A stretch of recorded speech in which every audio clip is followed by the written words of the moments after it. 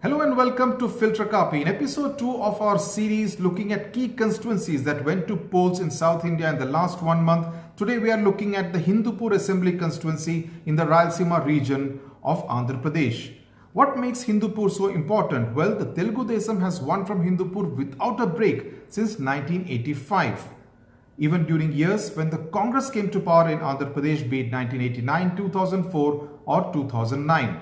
Not only that, N.T. Ramarao represented Hindupur 3 times in 1985, 1989 and 1994. Of this 1989, the victory in 1989 was particularly important because NTR had lost from Kalvakurthi Assembly constituency and Hindupur enabled NTR to remain a part of the Andhra Pradesh Assembly. And after NTR, Nandamuri Harikrishna represented Hindupur in 1996 and thereafter the present MLA Nandamuri Balakrishna, NTR's youngest son, has been the MLA since 2014. Now, why was this election expected to be different? Because there were too many allegations that Balaya, as Nandamuri Balakrishna is fondly referred to by his admirers and fans, has been neglecting the Hindupur constituency. He has been too busy with his films. He does not visit Hindupur often and he had virtually outsourced the work, the development work in Hindupur to a couple of his people. Now, the YSR Congress, in order to mount a very serious challenge, had fielded Mohammad Iqbal, a retired IPS officer, who was interestingly the chief security officer to Chandrababu Naidu when he was chief minister of Andhra Pradesh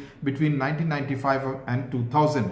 Now, the pollsters have found that despite a wave of sorts in favor of the YSR Congress in other districts of the Rayalaseema region, be it Kadapa or Kurnool, Anantapur is one district where the TDP has managed to an extent to hold its own, and Hindupur is one such constituency where YSR Congress challenge seems to be much more than in other parts of the Rayalaseema region. And in fact, a psephologist told me almost half in jest that if people were to be blindfolded and taken into the EVM booth, they would probably still press on the bicycle symbol of the TDP. So this is essentially the NTR legacy that Mohammad Iqbal of the YSR Congress was up against, and not just Nandamuri Balakrishna.